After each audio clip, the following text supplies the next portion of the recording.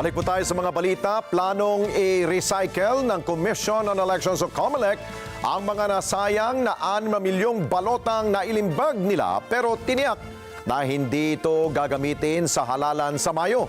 Tiniyak rin ng komisyon na bagong mga papel ang kanilang gagamitin sa panibago na namang printing.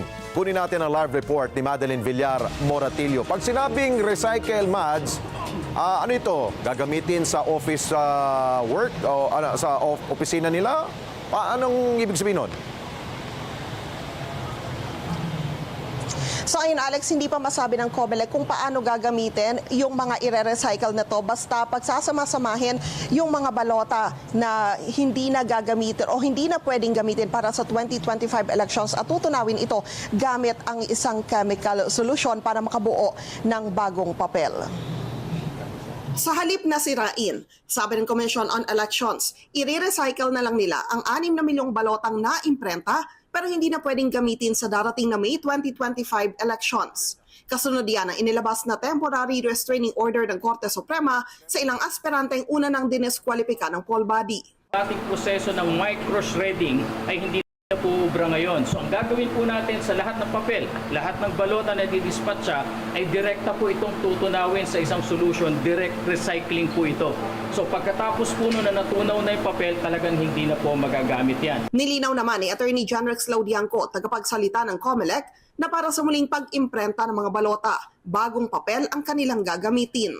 Hintayin po natin yan, magtatagal pa po. Kailangan po tuloy-tuloy ang production. May estimated number of rolls po tayo na ginagamit. Dapat po yan nakapila na. Hindi naman po tayo maghihintay pa ng production. Tandaan nyo po, yung production po ng paper medyo matagal at may curing period pa po yan. Kanina, sinimula na rin ng COMELEC ang paglipat sa ilang mga naimprentang balota mula sa National Printing Office patungo sa kanilang warehouse sa Santa Rosa, Laguna.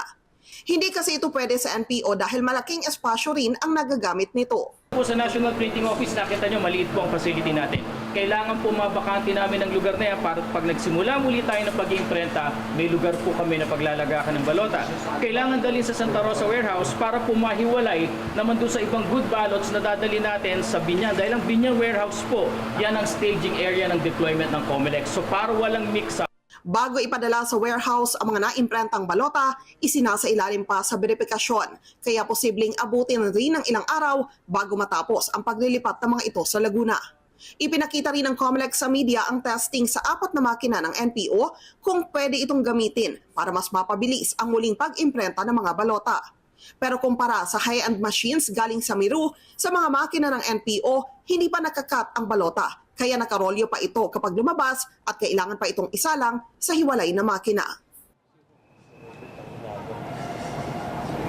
Sa pagtaya ng COMELEC, posible na sa kalagitnaan pa ng susunod na linggo muli nilang masimulan ang pagpapatuloy ng pag-imprenta ng mga balota na gagamitin sa May 2025 national and local elections. Hindi pa rin kasi natatapos yung ginagawang pag-amyenda sa election management system at maging ang pagbuo sa bagong ballot freeze. Balik sa inyo dyan, Alex. Alam mo, Mads, yung ikot ng makina kanina, parang ganun rin utak ng mga tao ngayon. Paano kaya mangyari yun? Yung recycle, sabi mo nga, lalagyan ng chemical para maging bagong papel na hindi naman to gagamitin sa pag-imprenta naman ng mga bagong election papers, no? So, meron na silang bagong makina na naman para doon sa recycling process? Yan ang hindi pa masagot sa ngayon ng COMELEC, Alex, dahil bago lang din kasi nila nalaman na hindi na pala pwede yung shredding at kailangan ay tunawin yung mga papel para maging yung mga safety features kasi noon ay kasama na ring matutunaw at makakasiguro talaga na hindi ito magagamit. Okay, so kapag yan ay naging papel ulit, sabi ko nga, ito siguro gagamitin nila sa opisina. 'Di ba? Tayo nga, 'di ba, kapag may mga marka na dito, pwede mo pa i-recycle 'yan para iwas gastos, 'di ba, Mads?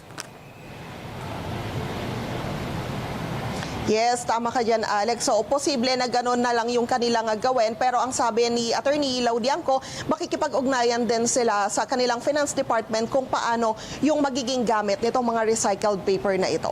Until now, hindi pa rin nila binabanggit kung magkanong lugi na natin kung dyan sa ginastos sila sa maling imprenta. Ang ang pagtaya kasi nila, Alex, ay humigit kumulang 150 million pesos. Kasi 22 pesos per balot sa 6 million, nasa 132 million. At idagdag pa raw yung naging gasto sa manpower at maging yung kuryente at iba pang bagay na nakonsumo sa pag-imprenta ng mga balota na ito. Ayun, idagdag mo pa yung recycling process na naman, gagastos na naman ng COMELEC dyan. Maraming salamat sa iyo, Madeline Villar Moratillo. Maraming salamat sa inyo pong pagsubaybay sa Mata ng Agila Primetime. Para malaman ang matatag, matapang at matapat na mga balita, i-follow lamang at mag-subscribe sa @Net25 TV.